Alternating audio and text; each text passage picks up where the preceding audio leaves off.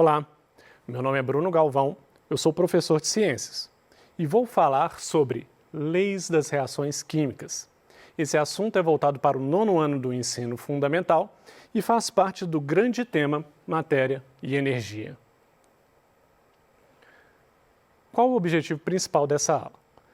Fazer com que o aluno possa reconhecer os princípios que indicam a relação entre as massas de reagentes e produtos nas reações químicas. Bom, essas leis das reações químicas são também chamadas de leis ponderais.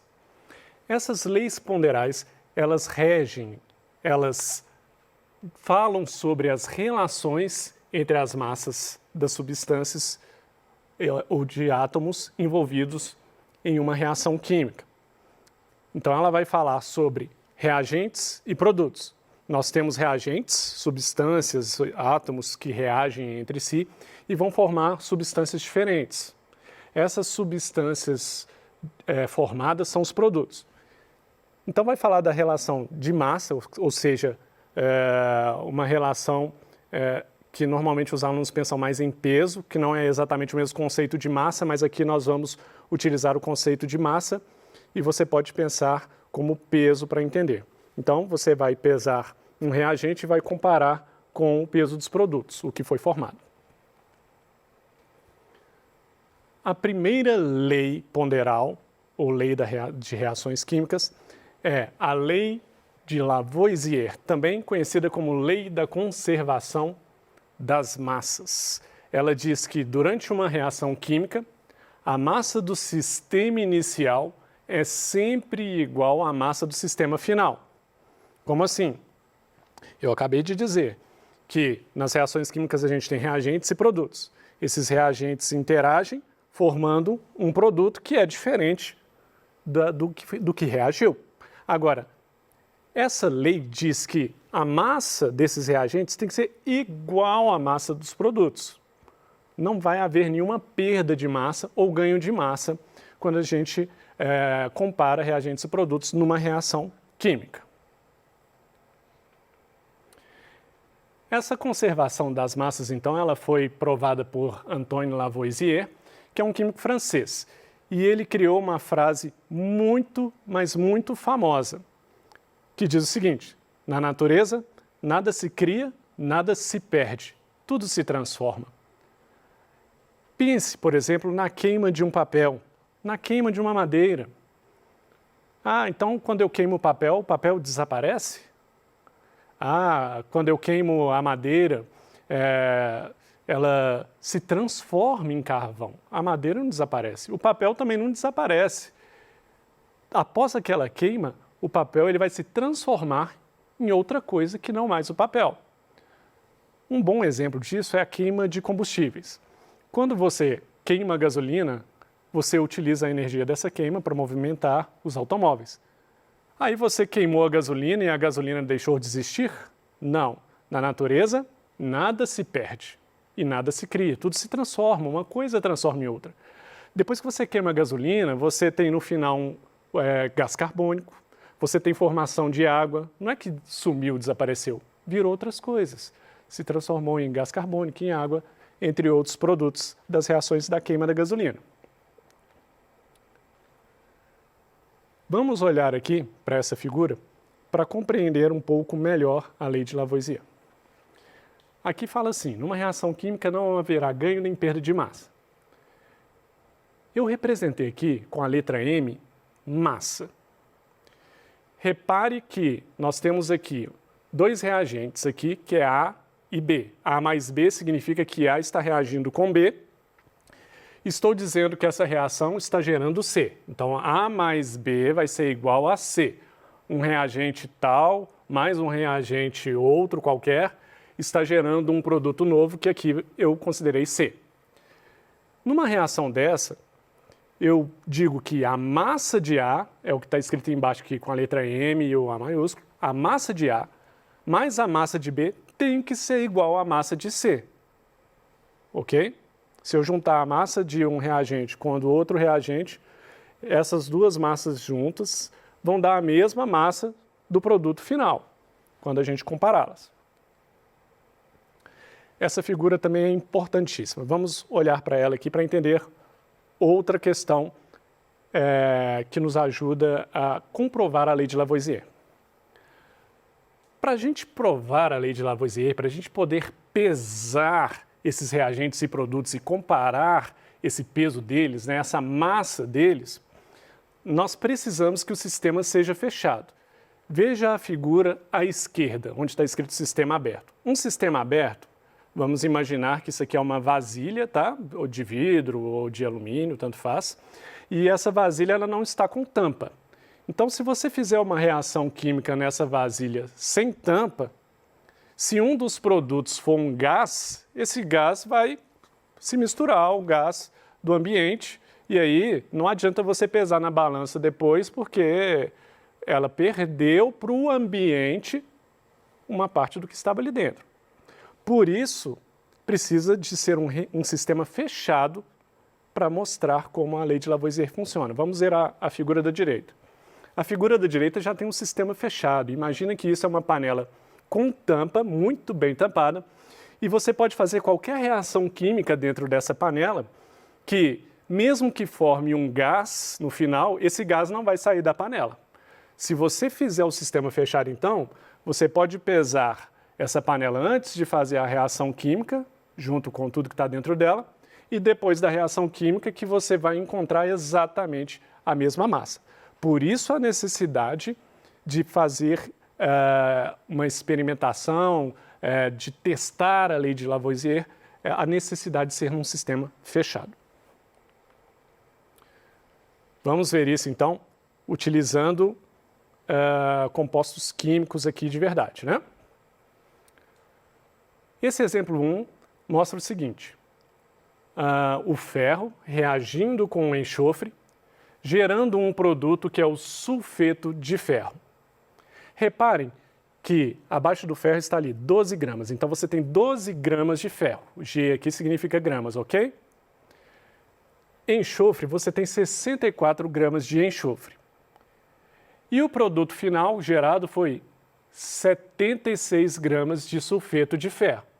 Ora, se você pegar e fizer uma soma no seu caderno simples aí, ó, 12 mais 64, você vai ter o resultado matemático de 76 gramas. É isso que a lei de Lavoisier diz então. Eu posso somar a massa dos reagentes, somar a massa dos produtos, caso tenha mais de um produto, e a gente comparar essas massas serão iguais. Vamos a um exemplo 2 aqui da lei de Lavoisier. Vamos olhar. CaO, que é o óxido de cálcio, mais H2O, que é a famosa água, né? Ao reagirem, formam o hidróxido de cálcio. Agora vamos olhar a massa deles. 56 gramas do óxido de cálcio, mais 18 gramas de água, vão formar 74 gramas de hidróxido de cálcio. Mais uma vez, trata-se de uma adição simples. Você vai pegar 56 mais 18, que são as massas dos reagentes, e vão comparar com a massa do produto, que é 74. E ao somar 56 mais 18, você vai encontrar 74, ou seja, a massa dos reagentes é igual à massa dos produtos. Como diz Lavoisier, na natureza, nada se perde, nada se cria. Não foi perdido massa de nenhum dos reagentes ou durante o processo químico. E não foi ganho nenhuma massa. Bom, então a primeira lei foi a lei de Lavoisier, que rege essas ideias que eu acabei de falar para vocês. E vamos para a segunda lei aqui, que é a lei de Proust. A lei de Proust também é conhecida como lei das proporções, lei das proporções constantes. Ela foi elaborada em 1797 pelo químico Joseph Louis Proust. Bom, o que Proust verificou? Ele fez comparações entre as massas de reagentes e produtos com várias proporções diferentes. Ele diz o seguinte, que as massas dos reagentes e as massas dos produtos que participam de uma reação química obedecem sempre uma proporção. Aí é bom ter uma ideia de proporção, né? O que seria uma proporção? Se eu disser que tem um ser vivo, uma planta, por exemplo, que é a metade do meu tamanho, então, proporcionalmente, uma planta aqui do meu lado, ela tem a metade do meu tamanho. Isso é uma proporção. E eu sou o dobro do tamanho dessa planta. A gente está falando de proporção. Se eu disser que um elefante, em termos de altura, ele é 3 vezes maior do que eu, então eu vou imaginar que ele, proporcionalmente, ele tem 3 vezes o meu tamanho. Bom, essa proporção que Proust evidenciou é característica de cada reação e não depende da quantidade de substâncias que são colocadas para reagir. O que ele está querendo dizer aqui? Se eu colocar 10 gramas de um reagente misturando com 10 gramas de outro, eu vou ter no final 20 gramas de produto. Ah, mas se mesmo eu colocar 10 gramas, eu quiser colocar 20 gramas. Não, então se eu colocar 20 gramas de um reagente com 20 gramas do outro reagente, eu vou ter no final 40 gramas de produto. Independente da massa desses reagentes ou dessas substâncias, nós sempre vamos manter a proporção. Vamos ver isso aqui na figura. Lembrando que eu representei aqui massa com a letra M minúscula. Se a massa de A mais a massa de B é igual à massa de C, então, se eu tiver 2 vezes a massa de A, ou seja, o dobro da massa de A, eu também vou ter que ter o dobro da massa de B para conseguir o dobro da massa de C. Lembrando que A, B e C aqui eu estou representando qualquer substância, ok? Então essa é a ideia de Proust, manter as proporções. Eu acho que agora a gente, verificando isso em números em uma reação química, deve ajudar a compreender de forma mais clara esse assunto. Vamos olhar aqui uma reação química. Bom, nesse exemplo, temos aqui hidrogênio reagindo com oxigênio e formando água. Vamos ver algumas ideias de proporção com esses números que estão abaixo aqui. Ó. Se eu tiver 2 gramas de hidrogênio reagindo com 16 gramas de oxigênio, somando 2 mais 16, temos no final o produto 18 gramas de água. Agora, se eu colocar o dobro de hidrogênio, olha só, 4 gramas, eu também vou precisar do dobro de oxigênio, 32 gramas. E vou ter como resultado o dobro do produto anterior. Na situação anterior, nós tivemos no final 18 gramas de água. Agora nós temos o dobro, 36 gramas. E se eu tiver ainda agora o dobro de 4 gramas, que é 8 gramas de hidrogênio, o dobro de oxigênio, que era 32 gramas, agora 64, eu também vou ter no final o dobro do produto, eu também vou ter no final o dobro de água. Isso é proporção, a proporção sempre é mantida nas reações químicas. Essa é a ideia principal de Proust sobre esse assunto. E uma coisa importante é que as ideias de Proust concordam completamente com a lei de Lavoisier, ou a lei da conservação das massas. Vamos ver aqui outro exemplo. Carbono, ao reagir com oxigênio, vai gerar monóxido de carbono. Aqui eu coloquei números que, ao invés de refletir o dobro, eu coloquei números aqui que vão ter o triplo, ok? Para a gente entender de outra forma. Se eu tiver 3 gramas de carbono, então, reagindo com 4 gramas de oxigênio, 3 mais 4, 7 gramas de monóxido de carbono será o resultado dessa reação. Agora, se eu tiver 3 vezes mais carbono, ou seja, ao invés de 3 gramas, 3 vezes 3, 9 gramas de carbono. Se eu tiver 9 gramas de carbono, que é 3 vezes mais do que tinha antes, eu também vou ter que ter 3 vezes mais oxigênio do que tinha antes. Eu tinha 4 gramas de oxigênio, eu vou precisar agora de 12 gramas, 3 vezes mais do que eu tinha. E isso vai gerar também um resultado 3 vezes maior do que o resultado anterior.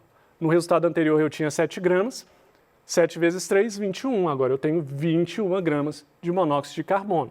Essa é a ideia principal da lei de Proust, fundamental, e que todas as reações químicas obedecem a essa lei, assim como obedecem à lei da conservação das massas de Lavoisier. Bom, então a gente viu aqui que as massas dos reagentes têm que ser igual às massas dos produtos. Enfim, se eu pesar aqui uns reagentes antes da reação química acontecer, e depois da reação química acontecer, eu pesar os produtos, eu tenho que ter a mesma massa, desde que seja num sistema fechado.